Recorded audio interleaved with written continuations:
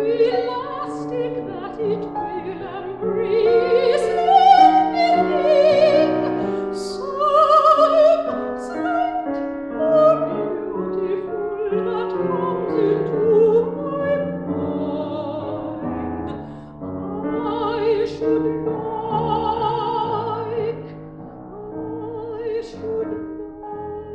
it to resemble some deep old desk in which one flings a mass of odds and ends without looking them through.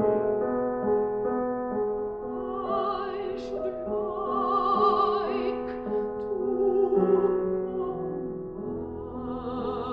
after a year or two and find that the collection had sorted itself and refined itself and coalesced as such deposits so mysteriously